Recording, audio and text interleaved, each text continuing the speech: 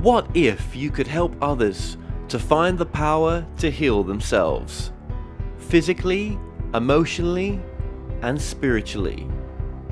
When I started teaching my classes, it was in 2002, and I was just doing the past life regressions and contacting the subconscious part. But then as the time went on and we found how powerful this was and what we could do with it, a lot of the students began saying, you know, advanced past life regression doesn't really tell what it's all about. This is so much more than that. We think you should change the name. So it was a few years ago we decided to change the name to Quantum Healing Hypnosis Technique. And this is the healing technique that we've now been teaching it, well, since 2002, that's 12 years. What if you could time travel with them? Visit mythical places or angelic realms, other worlds, other galaxies. Help others to speak to their higher selves. You can. Dolores has taught thousands of people from across the world how to use QHHT, and now you can learn her method by going directly to dolorescannon.com. And don't forget to mention the discount code MORETALKS.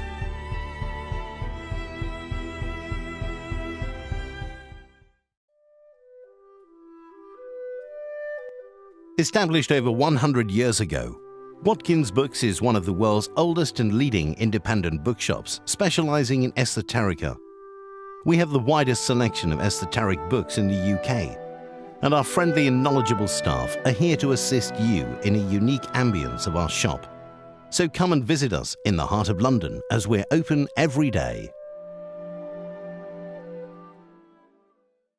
The More Show is supported by Mindscape, Paranormal and UFO Matrix magazines, available for download on all major digital platforms. You're listening to The More Show, and here's your host, Kevin Moore. Welcome back to the show. We're about to be joined with our guest, Ben Abba. Here's a bit of background on Ben. He's an experienced security consultant for various financial institutions. One day he used his unique skill in finding fraudsters to locate the oldest people alive. To his shock and amazement, he found several people living among us that are over 250 years old, and a few that were over 1,000 years old. Ben is now sharing his experiences with these remarkable super centurions with the world. He has recently co-authored a book with Dr. Wayne Dyer titled Wake Up, Live the Life You Love, Wake Up Moments of Inspiration, and will soon be releasing his second book into his research about the oldest super centurion he has found, titled Secrets of an Immortal, an eyewitness account of 2,500 years of history. Ben, welcome to the show. Well, thank you. It's a great honor to be on your show, and looking forward to a very exciting and enlightening interview today. Now, Ben, before we start, we're going to discuss your interview with an immortal that you had. But to begin with, just tell me a bit about yourself, please. Well, I'm a financial security consultant. I work with various financials around the world to secure primarily their internet banking, internet transaction processing. But I also get involved with some of their physical security as well, although not as much nowadays. And many years ago, a gentleman, a fellow coworker, dropped off on my desk a tape titled "Dead Doctors Don't Lie." It's by Dr. Walsh.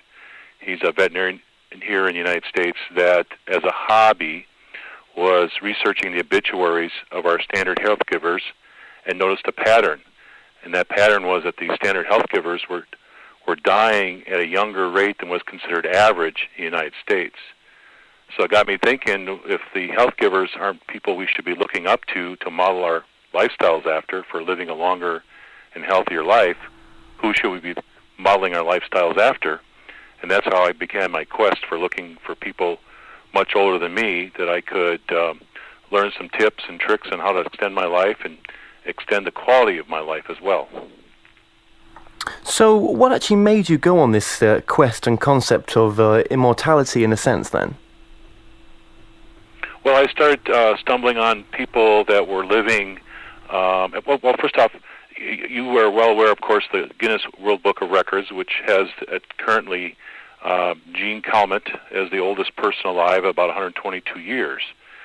But as I started doing my research, I was finding people much older than that on various records other than Guinness Book of World Records. In fact, the oldest gentleman I found alive on the internet was a gentleman by the name of Lee Ching-Young, who, according to many sources, including the New York Times and Canadian papers, lived to the ripe young age of 256 years. So I started to thinking if the people that are on record are living longer than what we consider normal, who else is out there that's not on record? And to my surprise, using some of my researching skills I use in my occupation and some unorthodox skills I picked up along the way in my life, I started finding people living much longer than 250 years of age and are still alive today. That was quite a surprise, and that's how I began looking for who could be on the earth right now living as long as they so choose. So before we start talking about the interview you had with this immortal, let's just talk about the ideas of immortality and the real secrets behind it. I mean, do you want to just discuss some ideas about why they believe that they live to a sort of grand old age? Well, again, as part of the research, and this was kind of the key features, how do they live longer? And I was looking at different people on record and some they're not on record as to what their secrets were. And obviously we hear about the healthy lifestyle of eating good food and eating certain types of food and perhaps getting a daily walk in and but some other things that weren't quite as expected started popping up. And one in particular was, of course, they pushed to live a stress-free lifestyle. That seemed to be a very big part of their lifestyle that I found very fascinating. And then, of course, there was some spiritual element to the common to all these people that wasn't as well discussed nowadays. But if you think about it logically, it does make some sense. And then there's, of course, their way they lived as far as the relationships with other people. That seemed to be a very big part of all these people.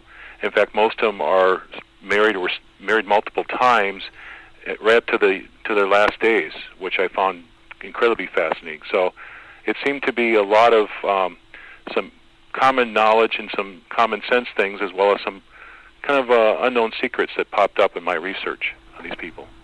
So, okay, let's start with the sort of diet then. I mean, is there anything that they sort of avoid that would help them, in your view, live longer?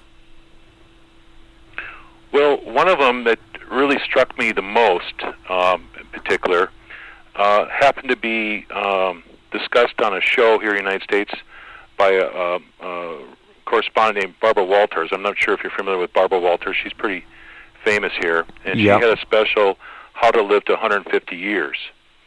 And on that special, she happened to have a group of people, which ironically I believe were from Great Britain, that would call themselves the CRs, or calorie-restricted diet people, CRDs, excuse me.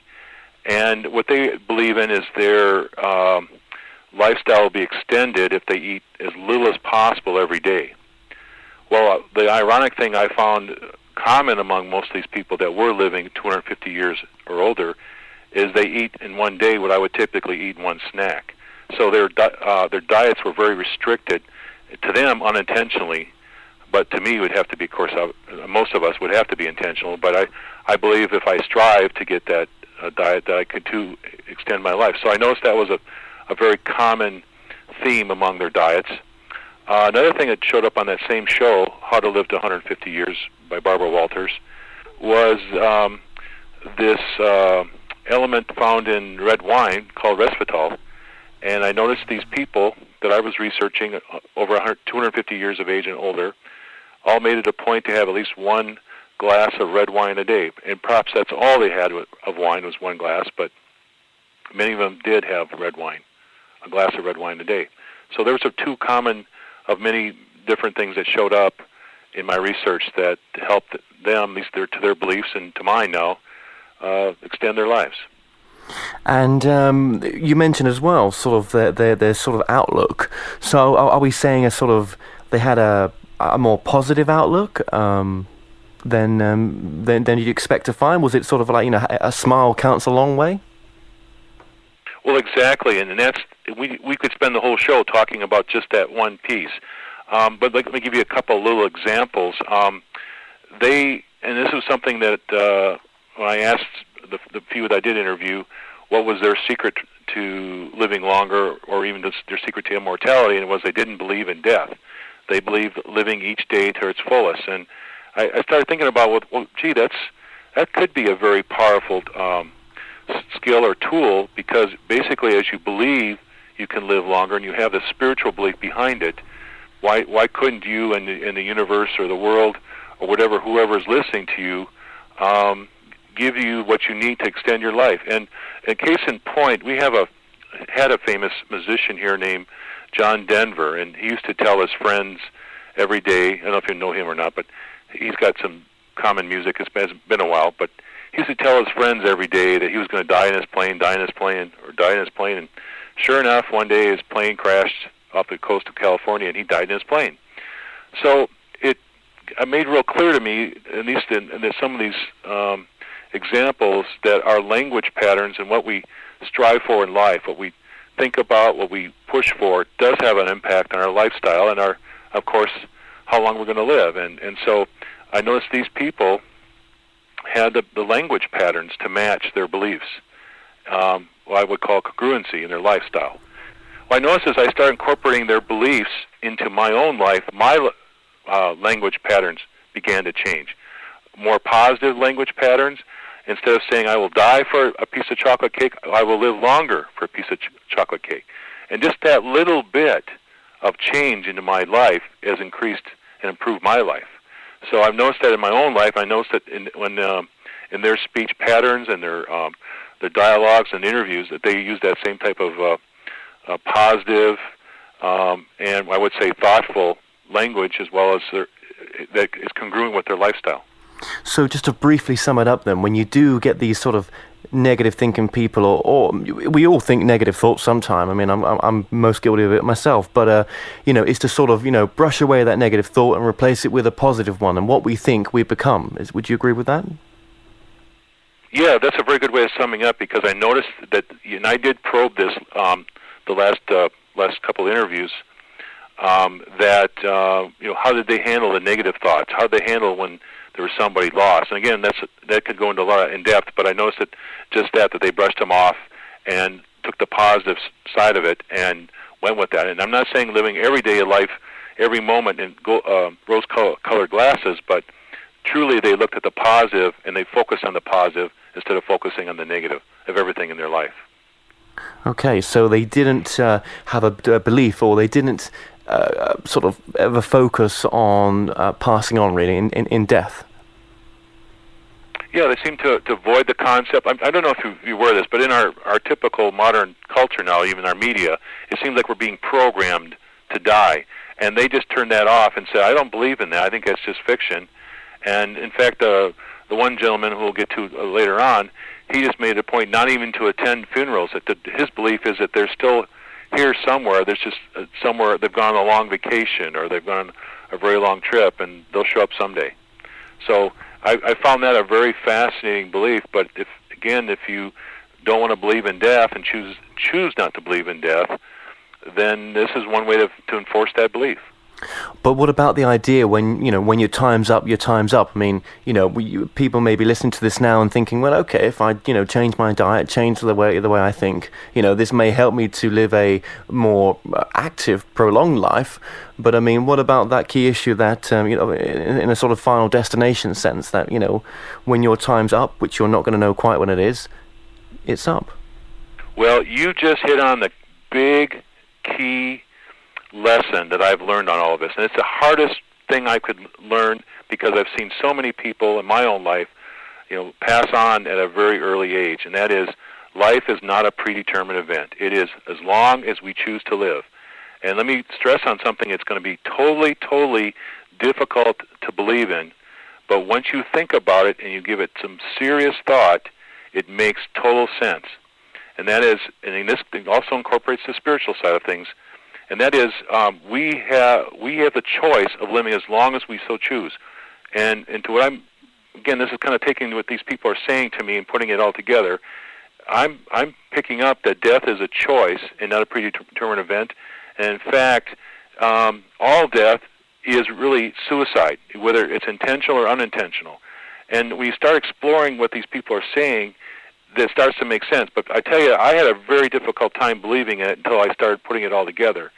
And seeing it firsthand, what they've accomplished to prove this to me, made it all come home to me. I don't know how I could teach that to other people, but I'm going to make an effort through my discussions and interviews and writings.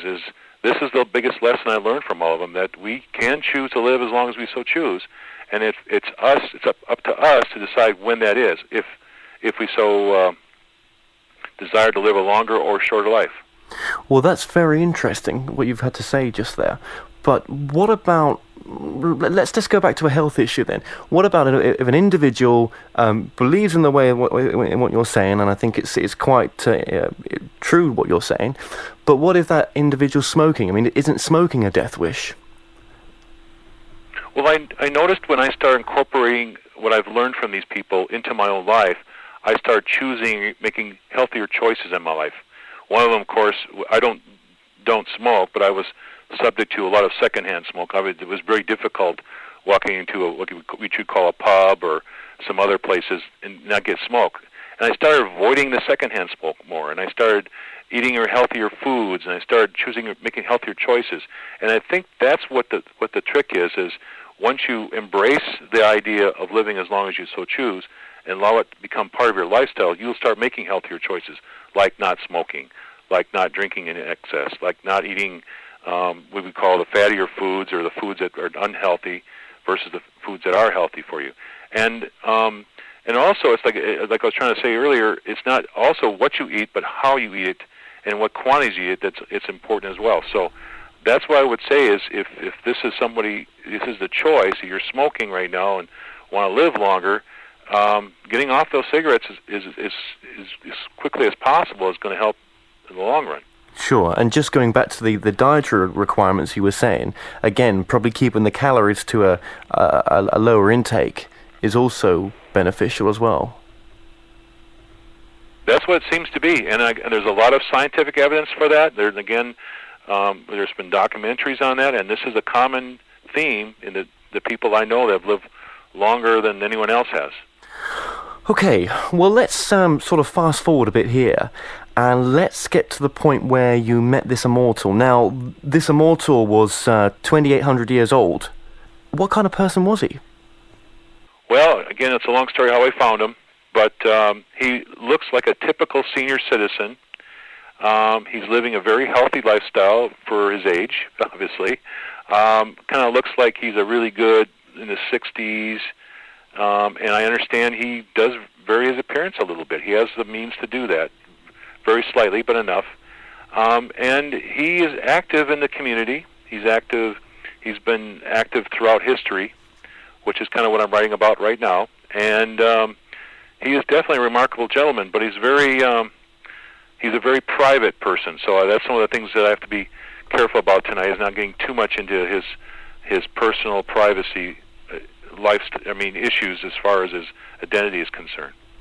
And how could you prove that he was that old?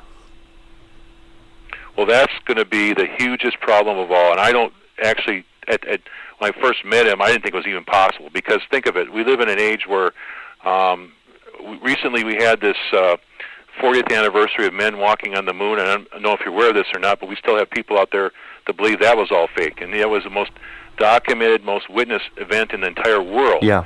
And so proving something happened 2,800 years ago, to me, is impossible. But as I started, I finally reluctantly decided to write his story down. And I started putting things together and working it out. And I noticed lots and lots of circumstantial evidence start coming out. So I think if I could put the case together of his story and all the circumstantial evidence around it, which you'll hear bits and pieces of tonight and in every everywhere else I go, you start putting it all together, it starts making sense that this guy has to be that age. And another thing that's come up is I have, again, some unorthodox researching skills which helped me find this gentleman. And some of those techniques, if you could repeat them yourself, you would say, wow, this is incredible. And then also, if I could tell you some things which I'm not at liberty to discuss tonight, you'd go, wow, this is really incredible. So as far as giving you hardcore evidence right today on this interview, it's not going to happen. And in fact, it may be extremely difficult, it may be impossible to get it absolutely positively prove this gentleman is that age. But I think if I could lay out the case and give you what evidence I have, in time you'll see that this guy has to be that old or older. Sure.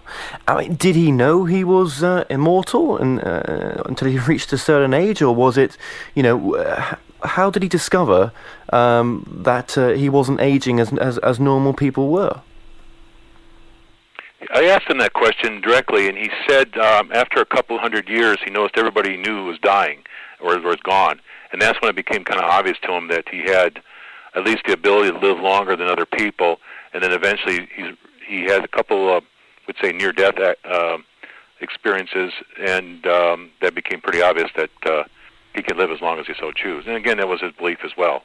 Okay, so nothing in his family had ever been led him to believe that this would happen to him before? Nope, and he's told me none of his family has even lived as long as he has either, except for he had one son, he said, lived about 250 years of age, and he also had a couple of wives that were suspicious that he was older than he said he was. But for the most part, it doesn't appear to be a genetic trait as well. Okay. And what's his views on religion and afterlife then? Well, that's a pretty good question. He is born and raised as a Jew, and has spent time in, I would say, well, there was a couple times in history he actually lived in Scotland. In fact, one time in the 1400s that he became a Christian at that time because he married, obviously, he called a very fine Christian lass, and was introduced to the Christmas ceremonies. He also spent some time in Lebanon and married a Muslim woman, and was not what we'd call a frequent member of their church, but or mosque. But he did, was married in their faith. To him, religion is a personal thing. His basically belief is that God's an invisible friend that's with him always. But he does attend religious ceremonies of his family and friends, of whatever religious faith they are, just to take part in the ceremonies, obviously instead of the funerals. But like, for instance, he loves Christmas music, so he enjoys that. So he's we wouldn't call a practicing member of any particular faith, but one who has a very, very strong spiritual faith. And I don't know if you've ever been in the presence of someone kind of like a guru, like maybe a pope or a Dalai Lama or somebody like that. They have this incredible, I don't know how to describe it, feeling that they're really well connected to to God, to the spiritual realm. And when you're in their presence, and he definitely has this surrounding him that's just amazing. So when you even get close to this person that there's a connection there, and a very strong one at that. And did he look old? I mean, was he as we were classed a senior citizen? He looked like a typical senior citizen, except when he started smiling, his teeth looked really, really bad. He still has original teeth. One of the little things I learned from him is during ancient times, of course, they didn't have toothbrushes and toothpaste, so he would make a gargle out of oregano, which helped him preserve his teeth, but it darkened his teeth and almost blackened it. It's very distinguishedly bad-looking teeth, and his skin seems to be a little bit translucent compared to what we consider. I mean, it's like almost like a rubbery kind of translucent. But for the most part, if you walked in the street, and of course, most of the time I saw him was fully clothed, he'd be indistinguishable from other 60 to 80-year-old people, like you're a typical grandfather. Yeah, and I suppose one of the reasons I suppose he's not coming forward is he's maybe going to put himself in harm's way if he did with what I suppose the gene or whatever else he's carrying.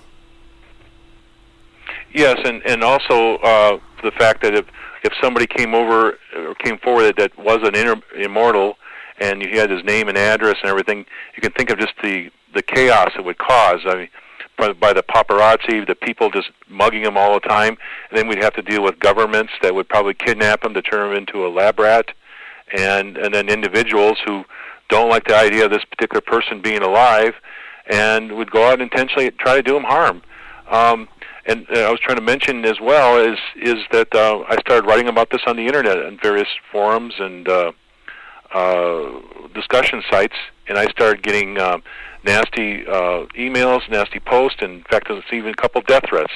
So it just amazes me how many people out there, even though I'm trying to bring out this information for free and help people that might be of interest, there's so many people out there that just simply do not want to have this information made public. That I just find it extremely fascinating. So with the combination of all that, I can really understand why he doesn't want to reveal his name or get too much of his private information out. But on the other hand, I find this information so invaluable that it would be, to me, a crime against humanity not least to give out as much information about him as I can. We're going to take a break there, so stay tuned and we'll be right back. To connect with the show, email kevin@themoreshow.co.uk. You're listening to The Moore Show, and here's your host, Kevin Moore. Welcome back to the show. I'm currently joined here with our guest, Ben Abba, where we've been discussing his new book, Secrets of an Immortal, an eyewitness account of 2,800 years of history. Now, Ben, when you got to interview this immortal, how did he feel about modern society as regards to what he had witnessed all those years back? Well, that's a long discussion as well, but let me give you kind of some of the highlights of what he's told me. One of the things is he marvels at how history continues to repeat itself over and over again. He finds that people are, in some sense, smarter, obviously have more technology than they did in the past, but they become less and less moral. They have less values. Their values for life in general has become decreased, although we saw some pretty nasty wars and events in his past. One of the things I thought was very fascinating was, of course, we have a big discussion these days about global warming, so I'll bring up kind of what he said about that. Sure. To him, things have gotten a lot colder and a lot drier since his childhood days. He used to have, he grew up in the Middle East, and they used to have a lot of lush gardens down there, and he says he never remembers ever hearing about snow in the Middle East when he was growing up. To him, a lot of people moved to the UK and Scandinavia to get away from the heat. That's one of the reasons so many people moved north, and now there's starting to be more and more of them moving back south to get some heat. So to him, it was much warmer in the past. He also remembers that it just seems like there's lots of cycles, of course, with weather changes and things over time. But his biggest, I asked him one time what was the most impressive piece of technology he's seen, and he had two items that popped up. One of them, of course, was his air conditioner, which he found very helpful, especially in the days when it was very hot. And the growth of the trains. He just is totally fascinating about how the entire world seems like, at least in the Middle East and Europe, become so modernized with trains. He just finds that extremely fascinating, and how well it connects everything together. He does marvel at the fact that we've had a man landing on the moon, but to him that's something on TV versus the trains where he can jump on and jump off anytime he so chooses. So there's a couple of snippets of what he said about that topic. So, I mean, did he talk about how, how difficult it must be for him to see his loved ones pass, and obviously for him to have to make a new life for himself every time a generation or more is lost? He did, and in some sense, and then he kind of, like I said, mentioned that to him they're not quite dead yet. Let me give you a good example. One of the things I wanted to find out was how far back in time he could have any memories of all. And I don't know if you're in this case, but sometimes it's very difficult to remember some things that are high school or childhood times. Of course. Some events we can remember very clearly and some we can't. So here we're talking about 2,800 years of memories. And seemed that his oldest memory that he had was of a younger sister who was very fond of. And during the times back then, it sometimes was customary to sell off some of the women, the children, to pay off debts or to marry them off to whatever person they had respect for. And again, they had different traditions about that. Anyway, he came home after he was into as a younger child or a teenager, would say, a goat herder, and came home one day, and his youngest sister, who he was very fond of, and they had a very strong relationship with, was suddenly gone. And the family said, well, she was married off, no goodbyes, nothing, and it really, really upset him. And he, again, felt that, of course, she's somewhere out there, doesn't know where she is, and if she'll ever see her again. But one of the things that he got very emotional and very angry about what happened to his sister. He didn't feel was right, of course, and I noticed that the level of emotion when he was answering the question, and I felt, well, that's the key, and that seems to be is the key with his memories, is if there's an emotional attachment, a very strong emotional attachment to this memory. It was very much embedded in his life. When I asked him questions about things that he didn't have any emotional impact, he just kind of give me either a non-answer or just kind of a poo-poo answer. So, yes, it did affect him. I'm sure his first few wives, losing them affected him. But it seemed like over time that, and I asked him about his previous wives, you know, he's had many. Some of them he just has very strong memories of, and some he doesn't. And I think that's kind of what's happened, is he kind of went through very different cycles of being involved with his families, and then at some point in time just kind of disconnected from them. He's just recently lost his wife about 10 years ago, and has some strong feelings about that. But I got the impression that he was about ready to move on with his life and start a new life again, and again search out another wife. So that looks like that's one of those ways he deals with the loss, is start a new life somewhere in a different city and create a new family. And it's never made him once want to join them on the other side, basically, because had it had done that, then he would have given up this fight for, having no question about death, I suppose. I mean, had he had questioned death, and as we go back to what we said before, then he feels that he would have passed on. Is that right?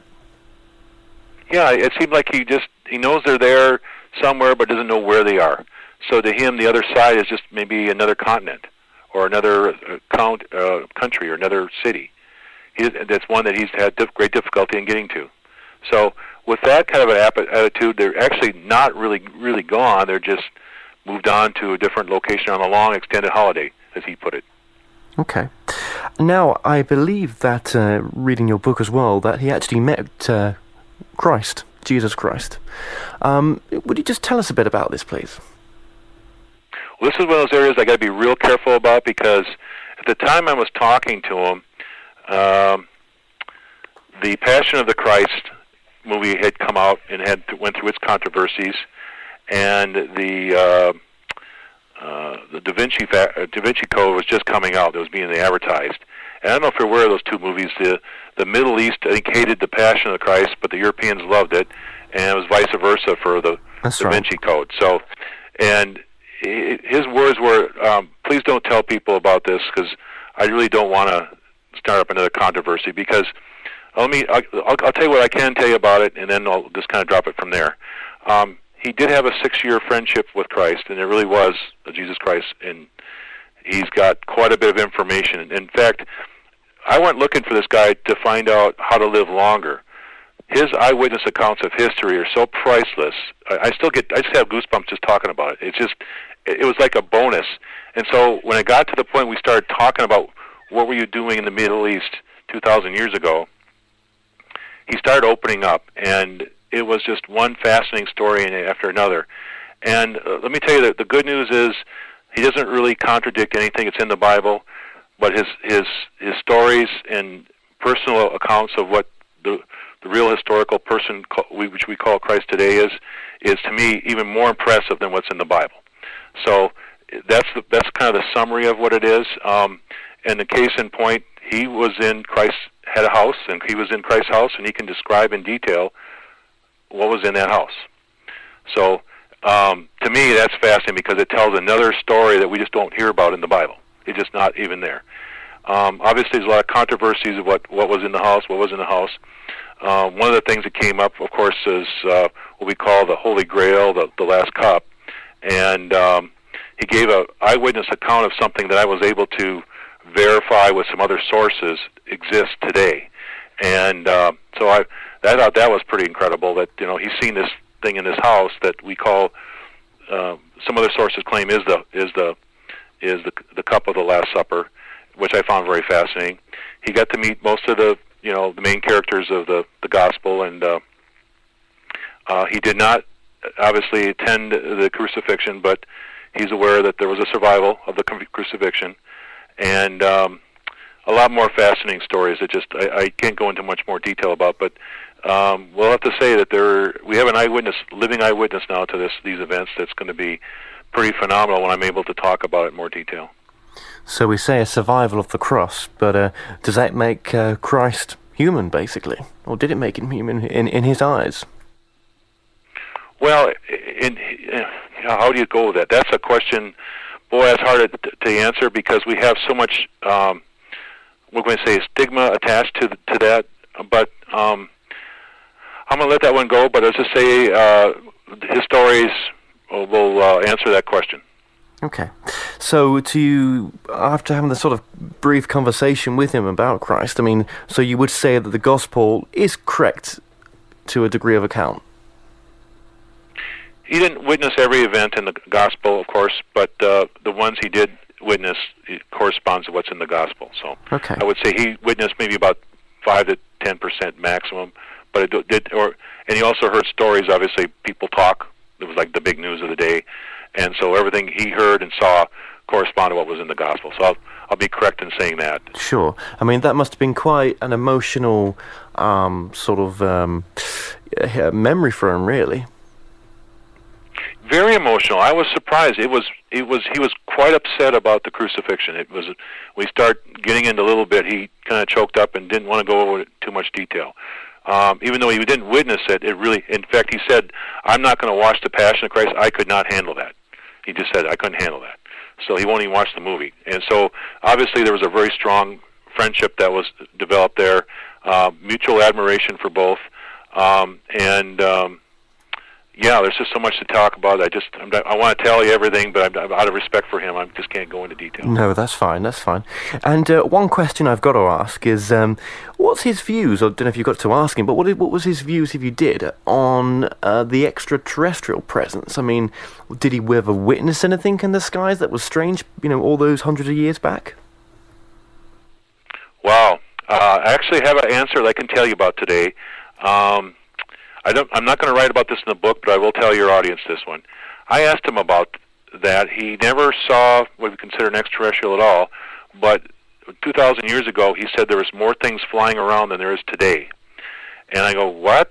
And he goes, yeah. He said that they were like little silver things that would fly in different directions all around, and he called them, they were called the chariots of the gods. That's what they called them. He never saw one up close. He saw one land at a distance. But he said there were more things flying around. And obviously, they weren't Boeing 747s. So whoever was making stuff flying around 2,000 years, I don't know. He doesn't know either. They said they're just called the chariots of the gods. And so in his mind, obviously somebody was flying around with something, but didn't know what it was. It was like little silver things, he said, in the sky. They cross the sky every now and then when people look up, and that's about his answer. Incredible. And again, getting back onto some sort of esoterical examples, did he ever talk about the pyramids? Oh, yes, quite a bit in detail. To him, the pyramids were way built long before he was born, obviously, and many years previous to that. To them, they were not tombs. To them, they were equivalent of, let's say, refrigerators and hospitals and libraries. And you go, what about that? And they said the contents of the tombs were designed to him, or that's what the theme was, to preserve, whether it be to preserve grain, special grains, or basically documents, because there's some the special properties which scientifically have now been proven that the pyramid shape does have special properties to preserve different things. And so in a sense they were like refrigerators for certain foods for the pharaohs and whatever. But they also were used for certain medical techniques. In particular, a lot of people paid a lot of money to have their child being born in these things. There was kind of a belief system that these energy fields that the pyramids created inside helped deliver a healthier, longer living baby, maybe as an immortality type of thing, which I found really fascinating. So something interesting, another one of those unwritten history facts that I found quite fascinating that he produced, that I can find some evidence of that backs up his claim, and possibly some more circumstantial evidence this guy really lived back then. Now, did he ever get to meet, I suppose, any sort of famous artists or famous inventors? I mean, did he mention them to you? Oh, yes. In fact, my first book, which I'm just about ready to publish, called Secrets of an Immortal, an Eyewitness Account of 2,800 Years of History, is going to highlight some of these more famous name droppers throughout history. I'll just give you a couple off the bat. He never met Cleopatra personally, but he did see her walking through the streets. She would often go through in parades and stuff.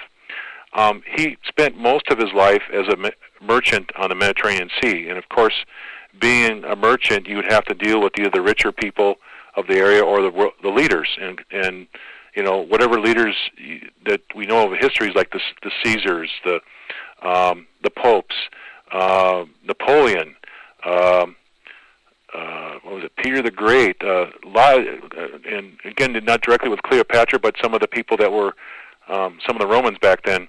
He had to deal with them as far as part of his business. So he's got some fascinating tales to tell about his encounters. Some of them brief, some of them a little more extended with these famous people. He also got a chance to meet the emperor. I think it's called Qin. I hope I pronounced that right, which is where the word China comes from. About 2,500 years ago, in a voyage that they took from the Mediterranean Sea to China, which is another fascinating story. But the most famous one of all, which is in my chapter 10 of the book, is he was in Italy at the time and was working on a project that he needed a young, talented engineer to help him with, and he ended up hiring the young, just out of art school engineer by the name of Leonardo da Vinci, and he ended up having about 2.5-year business friendship with Leonardo da Vinci, and some of the stories he talks about in their project that they worked on together are just totally fascinating, about this young man who later became not only a famous artist but a famous engineer as well. It's incredible. That really is incredible. And do you believe that there's more immortals like him living out there? I believe there's about 5 people. Again, I did some rough research on this, that are over 1,000 years of age that are living among us today, and about 25 that are about 250 years or older today. So, yes, I believe there's. And to me, I call a person immortal. That's a person that's figured out how to live as long as they so choose. So yes, I believe there's a lot of those people are immortals, and I believe through my words and my actions, I'm going to create a few more. So I think a few people are going to pick up on what I'm saying and what this gentleman's been telling me, and are going to become immortals in time. They may still be under 100 years of age, but they'll get there. And obviously, in your opinion, then, with your research, is it more of is it the men that live longer than the women, or is it, can it be either? Well, that's the weirdest part of the research that came up. All the people that are over 250 years of age that I could find were all men, which really shocked me because typically women live longer than men. The oldest woman I could find was about 160, well, almost 200 years now, living in India. So I don't understand exactly the reason why. I can make a few snide jokes about it. Maybe men are too stubborn to die, kind of a thing. But I don't understand why that is. But the oldest person I found alive is truly a man, and that's where it starts. What message of hope does the immortal that you met offer to the world today? Well, actually, it's a very incredible message of hope, I think, anyway. And that is, first off, life is a set of choices that we can choose from, and we can choose to live as long as we want versus a predetermined event. And if I can teach people how to incorporate that in their lives, the changes in their health, the changes in their lifestyles, the changes in their longevity of their own life is going to be amazing. And I've noticed it in my own life, and I hope to teach people this as well. And there's also other incredible, I think I call blessings that this gentleman passed on, how much we can use of his knowledge, which is quite in depth, to add to improve on our lives, improving our friends and families' lives. It's quite a bit incredible. One thing also is we have a lot of people right now that are struggling, they're afraid to live almost every day because of the controversies, the media, what's going on our planet. The people that are out there even believing that 2012 everything comes to an end. And here's a gentleman that's enjoying every day, every life, and knows that he will live on this planet as long as he so chooses. And if we can just embrace some of this in our own lives, there won't be any reason to be afraid of, making next week's payroll or living past a very difficult time in their lives, whether it be a disease or a horrible death in their family or maybe a friendship that's broken up, and that we have the time to live our life to its fullest. Those are just the bits and pieces of this of hope I picked up from this gentleman that I just found totally fascinating and have incorporated into my own life. And I suppose you could add on that, no matter what age you are, you can reinvent yourself. Well, definitely. In fact, one of the things I want to talk to him about next time I visit with him is how does a 100-year-old man pick up chicks, especially young childbearing chicks. So I think if he can do it, anybody can. You know what I mean? It's just a matter of the belief in yourself and confidence and knowing that and doing things right, that you can even, like I said, a very senior citizen, can have a wonderful relationship with another person.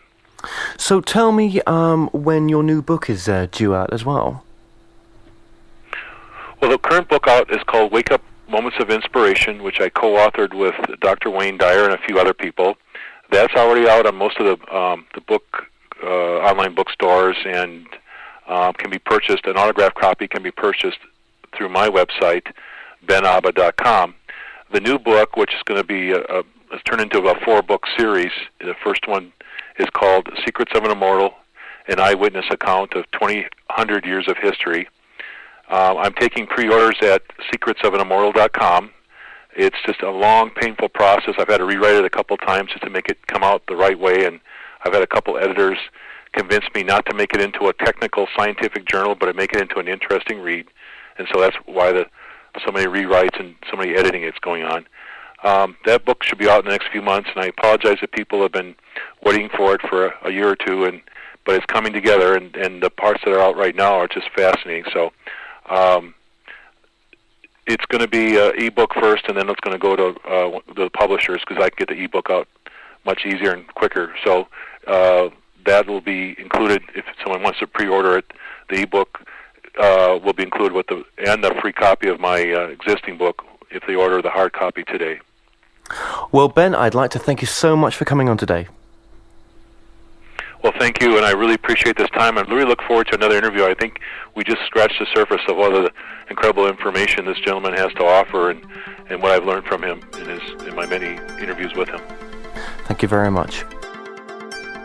If you'd like to find out more on Ben's work, go to www.benabba.com or go to my site, themoreshow.co.uk, and look up Ben Abba under past guests. So until next time, be safe.